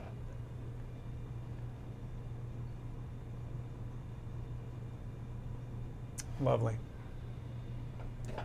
Okay. So what we're going to do first is, again, it's kind of rinse and repeat, really. I'm going to use white first because, again, the dark sprays over the black sprays over the white a lot better than the other way around. But for this white, for this time, I'm going to use the Micron C. So the 0.3 will do it, but the Micron C has a little bit more control because it's a smaller nozzled airbrush. But it's still big enough to kind of fight with the white. Looks like I took some scuffs out of the background too, which is not a big deal. Now I've been having, actually I gotta do spa day on this Micron C because there's goop in the nozzle and it's been keeping it from spraying. Well, actually it hasn't keeping it from spraying, it's spraying all the time. So we'll give this a shot. It wasn't working earlier, but hopefully whatever was in there kind of moved out. If it doesn't, I'll just grab another brush. See, there it goes. Just like I was doing before. Give me 2 seconds. Try to figure this out here. There's basically a piece of dry paint stuck in here, or the inside of the nozzle is coated with a thin layer of paint, and that's really holding it open. Yeah, see, I'll do it off the side here. So as I push the trigger down, paint automatically comes out, but not in a real consistent way. So if it was just doing it consistently, like it was a single action brush, I could probably, you know, kind of mess with it. But it's inconsistent. Well, say it with me. What could go wrong? We'll try it anyway. Maybe it'll clear as we go. So what I'm going to be doing with the white now, yeah, I'm going to give this 2 more seconds and I'm going to bail out because it's not. What it's doing is it's, instead of spraying consistently, it'll like build up pressure and then blast everything out. So yeah, I'm not dealing with this. I will clean that out and get that where it should be. So we're just going to switch to the B for this. Again, the B does a good job. It's not built for super heavy paint like the white, but I have this reduced enough. It should be okay.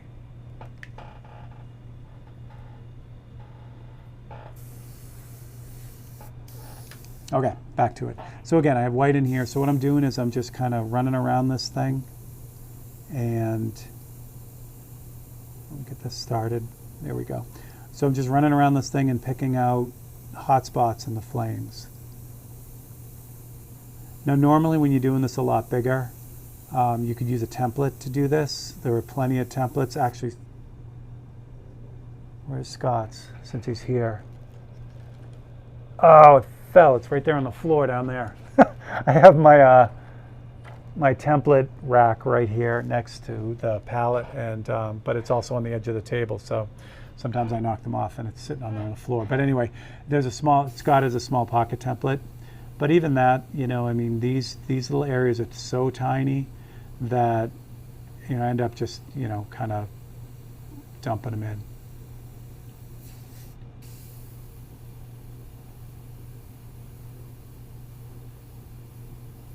So it's mostly the edges, you know, and then there are some areas in between that have those other fades that are going on.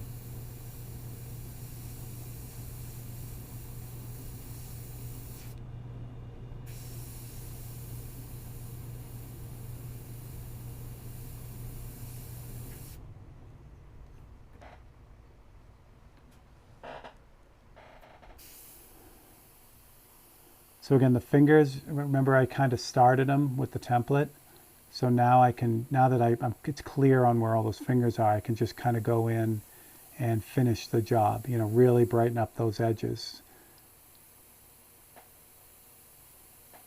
I don't have to worry too much. I mean, I don't want to get a ton of paint everywhere, but I will go back in with the black. So if I get it on the background, it's not a big deal. Like if it blows out on the background a little bit or on the inside of it, I don't have to worry too much about it.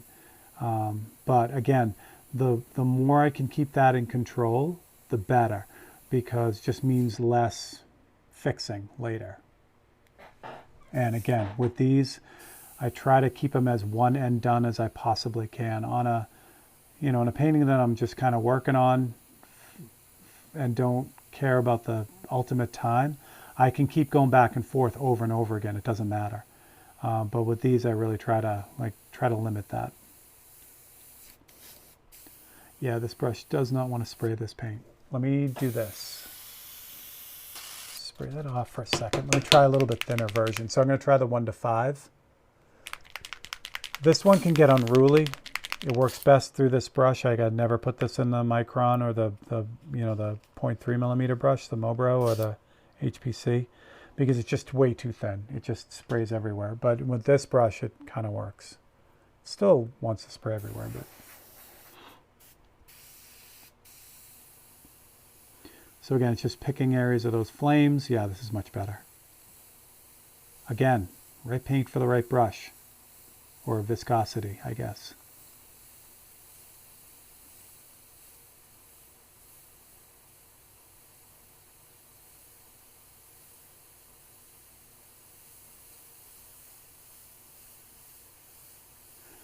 Again, anywhere where the background, you know, if I get out onto the background, it's not a big deal. I'm going to end up going around it anyway with black and carving out some of these flames and doing all kinds of fun stuff anyway, so.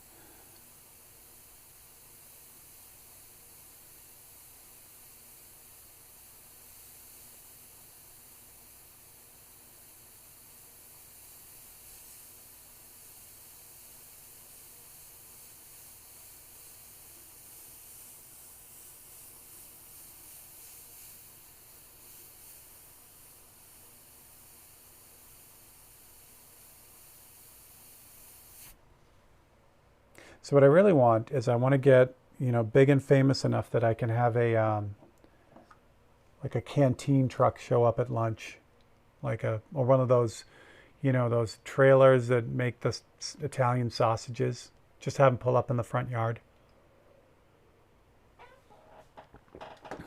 But of course, you know, it's going to be the most expensive meal ever because I'd have to just pay him to be here for me. Oh, well, I guess Marge could have some too if she wanted.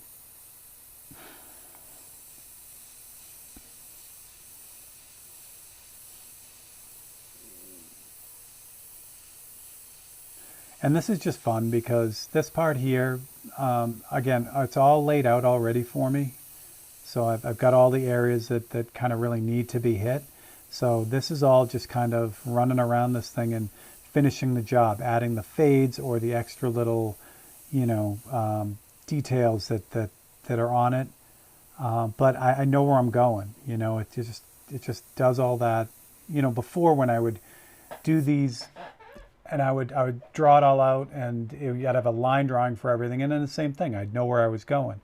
But with this, the photocopies work so well, especially on this scale. It's really an easy way to kind of get things perfect, you know, get things in the right spot so you're not wrestling with it.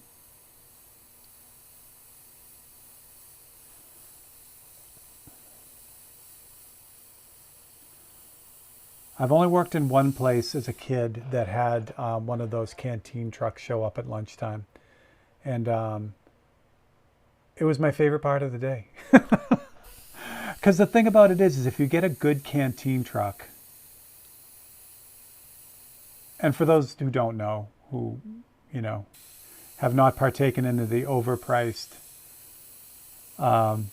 truck food, a canteen truck is one of those things that's it's a pickup truck with a box on the back, and all the doors open up on the sides, and it's like that silvery quilted metal, and open up the sides, and there's all kinds of food and whatever. But the canteen truck that for the company that I used to work for, actually way back when I was a kid. I don't know if it was him or his wife or whoever, but it was a mom and pop type thing, and they made all the food. So yeah, they had candy bars and stuff like that, but they would have the best burgers and it was just made fresh every day. It was amazing. Like, you'd think, I'm not buying food off a truck. It was so good. So good. And the guy was, I learned so much about marketing from him. Because a canteen truck, everything's super expensive. Like, you can buy a pack of Twinkies, but it's going to be 3 times what you'd spend if you went down to the store. So there's one kid giving him a hard time, or trying to give him a hard time, and said, oh, I can go down to the store and buy these for, whatever. And the guy goes, okay, do it. And he was right. You pay for the convenience and have this guy bring all this awesome food right to your face. Gary Shees, you're amazing. Thank you, sir.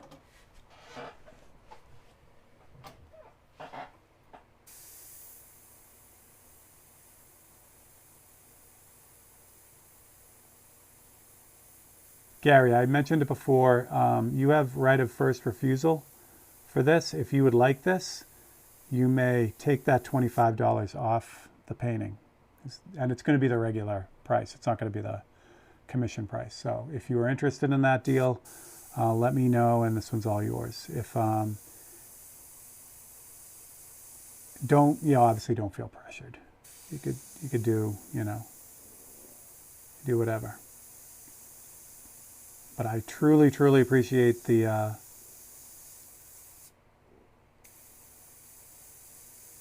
generosity. All right, we're almost there. We're almost there. So I pretty much run around this whole thing. What do we got? Sometimes called Roach Coach. Yes!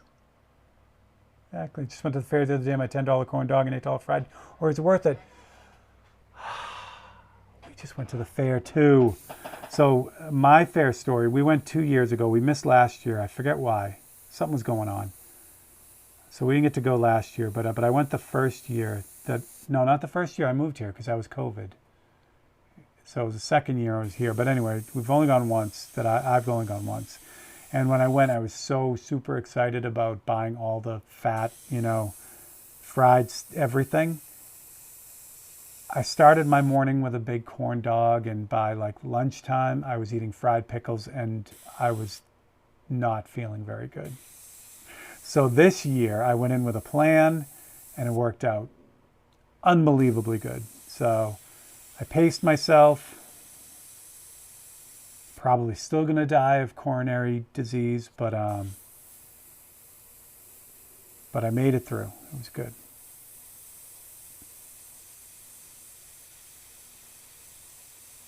I was a little bit disappointed though. The airbrush dude, they had an airbrush booth. It was the same guy that was there 2 years ago when I went.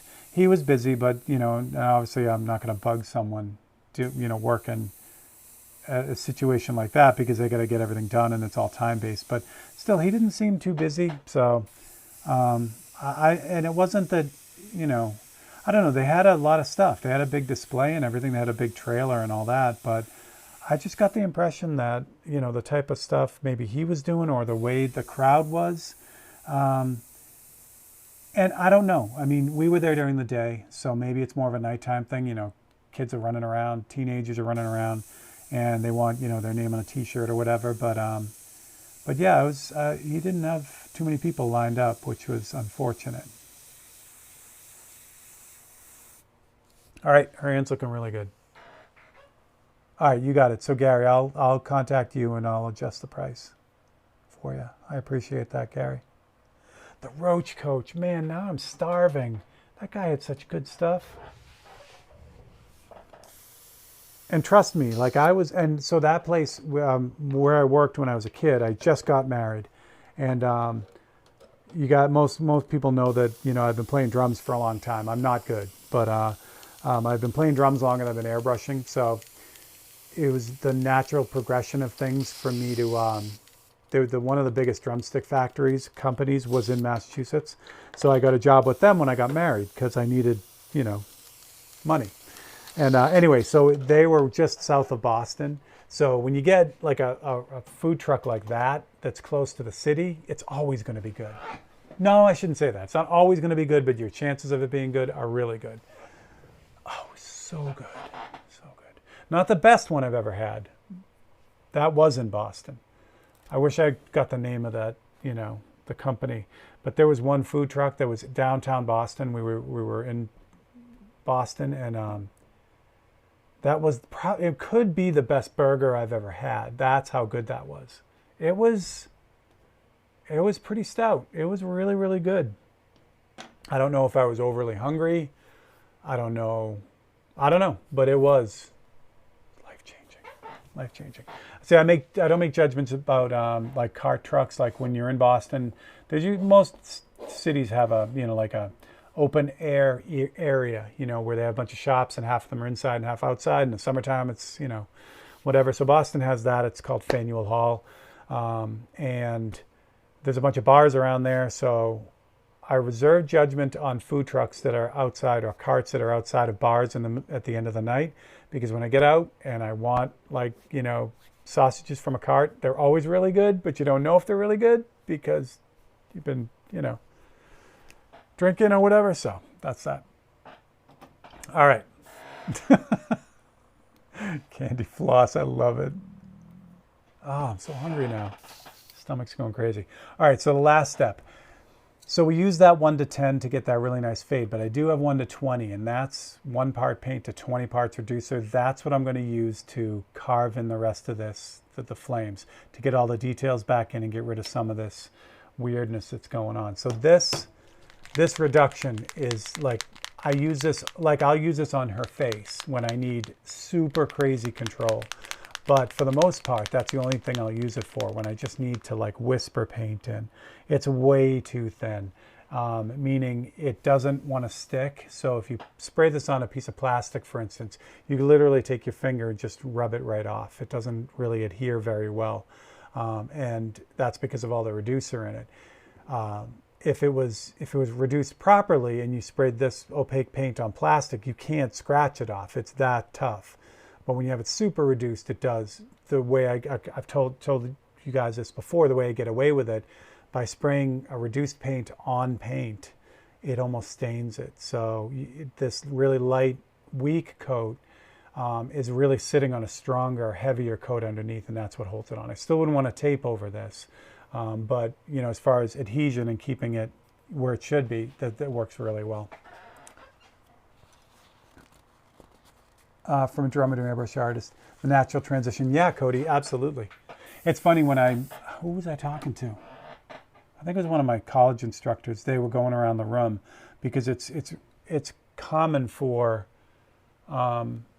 creatives to share that. So you'll often see, so when you see like Paul Stanley from Kiss just did this big art show at the Butler, it's not unusual for creatives to both do visual and music, or writing, or whatever other creative endeavor it is. But I had an instructor that was going around the room and asking if anyone else played instruments, and I was using the airbrush all the time, and for some reason this guy, most of the airbrush artists he ran into were bass players. So, and Steve Van Diemen is a good example of that, but yeah, I don't know. How's drums? All right, so there's 1 to 20. So with that, what I can do is I just have a ton of control over this now. So I can go in along the edges now. So say there was a blowout that happened. I can kind of go in and just really lightly just run over it and just get rid of it.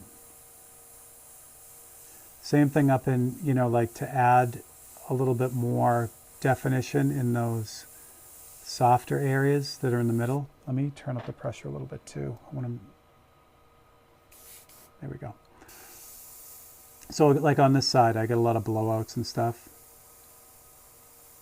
This brush needs a spa day too. I might be doing that this afternoon. Usually with 1 to 20 in this brush, it's literally just think paint, and that's how it comes out. This is giving me a little bit of a hard time, but again, it's because there's paint in the nozzle. Not to the point it's not going to work, but like I said, usually this combination here is pretty much end game. I mean, you know, those little skulls on the pool ball and stuff like that, that's 1 to 20. I mean, like I said, it's certainly doing the job, but it's not as smooth as it could be.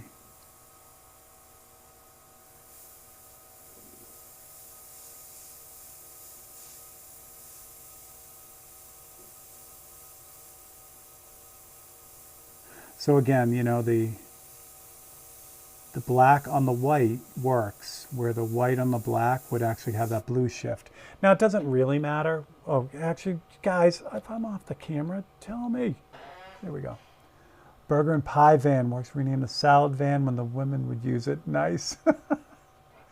Yeah, that's one thing I wouldn't get from the food truck. I wouldn't get salads from them. I suppose it probably would have been all right, but then again, when I was buying from that food truck, I was in my 20s, and the last thing I wanted was a salad, especially from a food truck. But, yeah.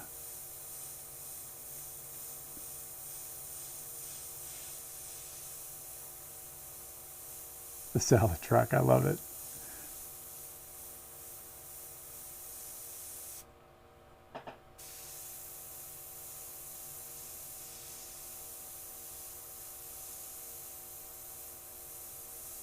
Yeah, this is not playing nice either.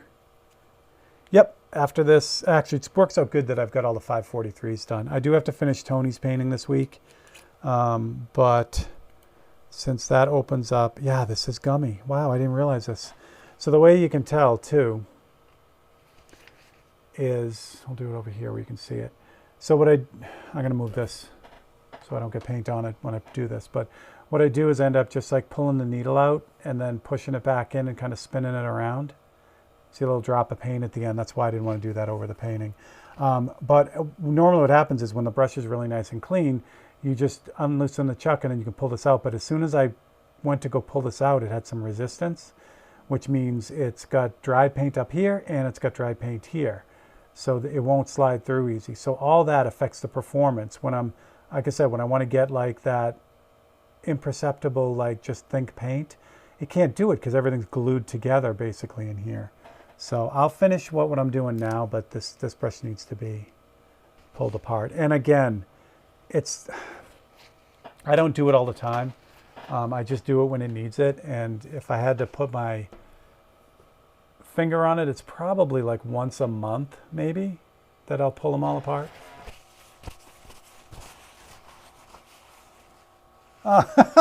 Yeah, honey, please don't miss work. You can't miss work. Everyone else can. You cannot. Yeah, I'll just kind of suffer through this with this, doing this, but you know, we'll get this done, but you'll get the idea. I use this brush a lot, and ultimately it would be really lovely to have one. No, I was going to say to have one that I could just, that I always knew that I was going to use it just for super detail. But you know what? These things work better when you use them. It's like anything, you know? I was just going to say it would be nice to have one that I know I just use for super details. But if that sits around, it's going to get all gummed up and dried, you know? So I take that back. I'll just stick with what I got.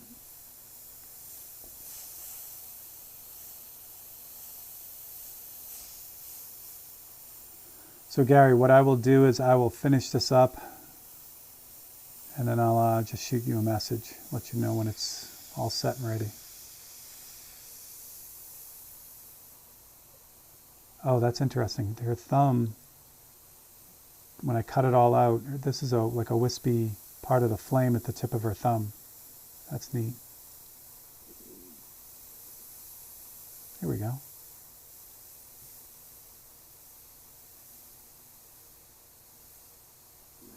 And Gary, I'll probably add a little bit of blue to this on the flames, because I think, correct me if I'm wrong, but I think the Hellboy is in red, and I know Abe is blue. I know I used color in both of those, so to keep it consistent with the ones you already have, I'll add a little bit of blue to this. Now, the Abe Sapien painting, if you didn't see it, that's like all blue. And so I started with a blue base. With this, it's not like that because, you know, it's much more subtle than the Abe painting. So there was no, even though I knew that I could be adding color to this, there was never an instance where I said, you know, let me start with blue, because there's not that much blue in it. Again, it's just, well, maybe I'll show you, since we're almost there anyway. Yeah, I will show you, because yeah, we're almost there. Just got to kind of clean up these little licks over here.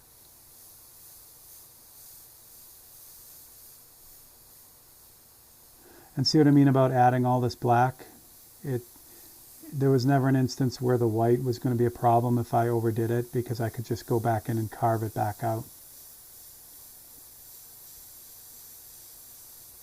Yeah, that's good. All right, so the blue. And I just did this on one of the other paintings. I hate to tip my hand for the 543s, but there is a blue 543C coming up Monday. Not crazy, just subtle.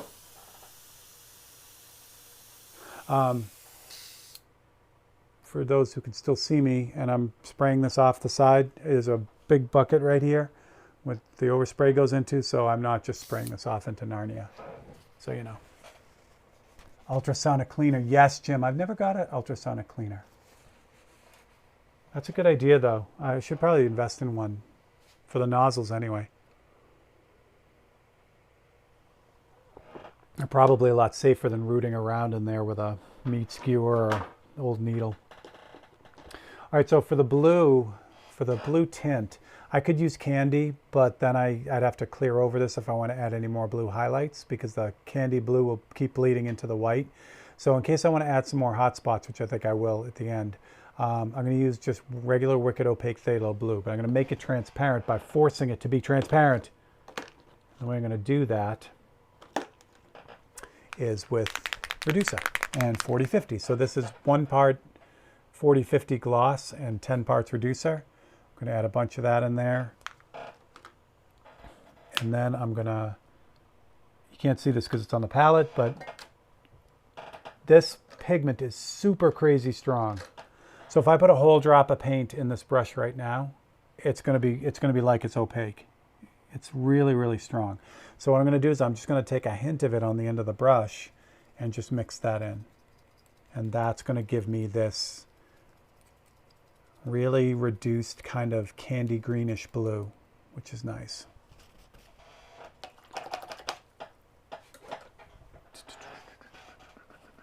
Yeah, it needs it too, Gary, I think. All right.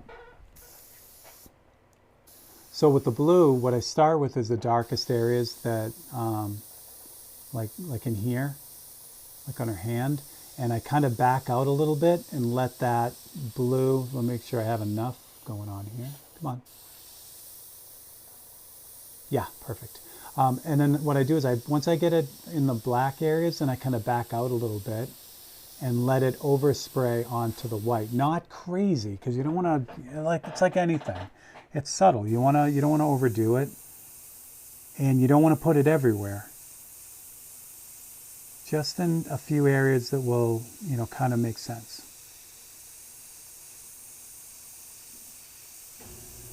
And then your brain takes over. Your brain will do the rest of the work. They'll say, oh, those are blue flames, even though they're not, 100% blue. So anywhere where there's a, fade and transition between the gray and the, or the black and the gray, that definitely gets it. And it helps really shape those flames as well, because it's a darker value than the white. So I know you can't see that, oh no, you can. Okay, good. Just want to be real careful, like what I just did right there, where I put it right on the white. It becomes like shock blue if it goes right on the white. So you got to be careful, and you got to know that it's going to do that, and be ready for it. If that's what you want, that's great. It'll give you a super blue. But again, I want to kind of keep this subtle and be able to push some of the flames back with this if I need to.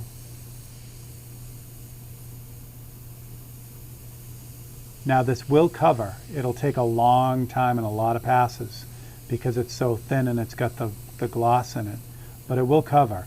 So if there's an area that, you know, kind of like if there's a blowout with the white, this will work on it. It will cover it all up, but it, like I said, you'll be here for days trying to get that to happen.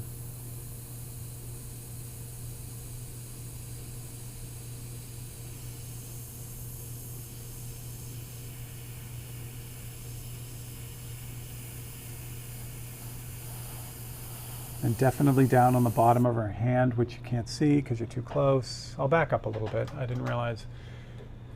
Let me back this up a little bit so you can get the whole hand and flame in there. Like that, maybe. Good.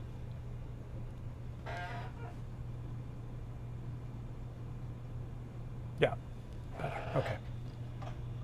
So yeah, like down the bottom of her hand here where it's just natural shading, I'm going to do that with the blue. And again, that'll help just kind of tie everything together.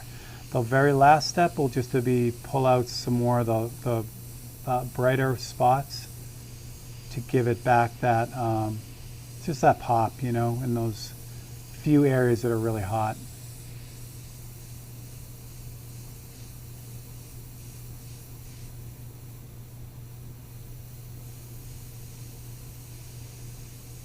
And again, what's nice about this is because I'm using the opaque blue, if I go to put white on this, it'll cover, and the blue of the, you know, the phthalo blue that I'm putting on now won't bleed back up through the white. It'll just cover it. So you could literally, I mean, you could mess with this indefinitely.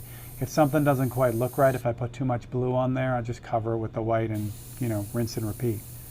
So again, for me, it boils down to not overdoing it. It's always easier to add than it is to subtract it, but if it does happen, it's not a big deal.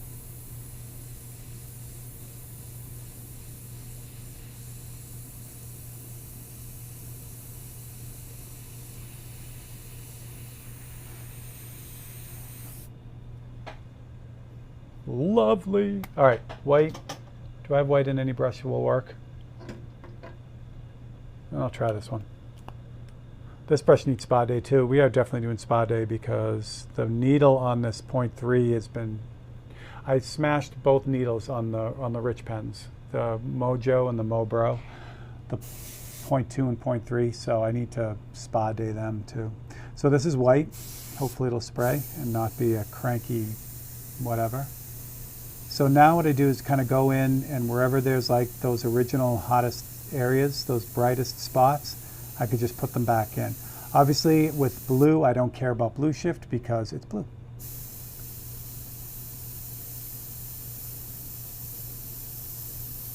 What a miss, what a miss. Oy. Oh, nice.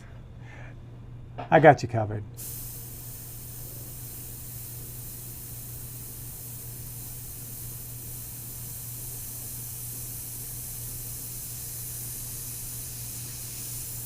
So again, yeah, any area that maybe I went over with the blue by accident, like the corner of her wrist here,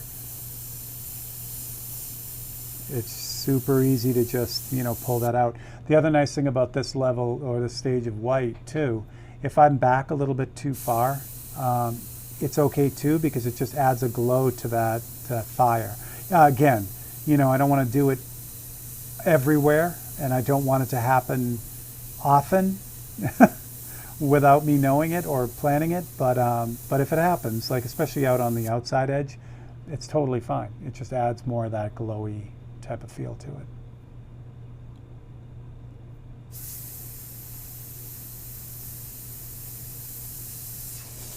Yeah, this is, oh, like that. Good. So I had that little accident over here, just kind of get rid of that. I'm back to black just because I had a little bit of a blowout there on that brush out on the background, so just going to kind of straighten that out. Oh, that's blue, so it doesn't matter. I'm like, why isn't that covering? Because it's blue. But it actually works out again because that little bit of an overspray now has a little blue cast to it, so it looks good. So what I'm going to have to do, and you guys won't see this because I'll finish this off, you know, off the feed. Because I've introduced all this blue here, I got to introduce it into her face. So what I'm going to end up doing is just, I'm going to pull that. I'm not going to put it on her face because that's bad. Because the light is what's lighting up her face, and it would be white. But in her hair, I can add that blue in all the highlights of her hair, and that'll pull everything together. Again, your brain will say the light from the fire is making her blue, even though there's none on her face. So that's really important. The trap is to say, oh, there's blue fire, so it's going to be blue on her face. Not necessarily. So that's the way we kind of tackle that. And then I'll just throw in, you know, her sweater or whatever that is. I think that's it for now, anyway. So thank you all for everything. Super cool. Get this out of the way. Yeah, I'm excited. I will finish this up, Gary. I will have this done. I'll let you know. It'll be, I may end up busting the brushes down this afternoon and then finishing this once they're all back up. But I will let you know as soon as it's done and get it cleared and everything. And that's what we got. So again, thank you. I'm trying to think if there's anything I didn't touch on, but I think we're good. Yeah, one quick thing. If you guys have any, you guys have been great. I've been getting messages about Tech Tuesdays, you know, things you want to see more in depth, and keep that coming.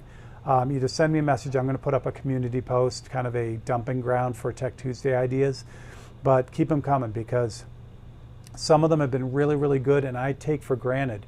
Like, I don't think about it, but because I do them, you know, whatever that thing is every day, and I don't think about it, but someone might be able to get a lot out of it. So keep those suggestions coming. Those are great. And that's what I got. So enjoy your weekend. Hope you guys have a great weekend. And I will catch you all when I catch you. So Mondays on Facebook, and then Thursdays will be YouTube. So love you guys. You guys are the best. And I will, I'll catch you all soon. You get to look at the Patreon ad. Sorry. Oh, I hit the wrong button. Let me try that again. You guys can look at the Patreon ad. Sorry.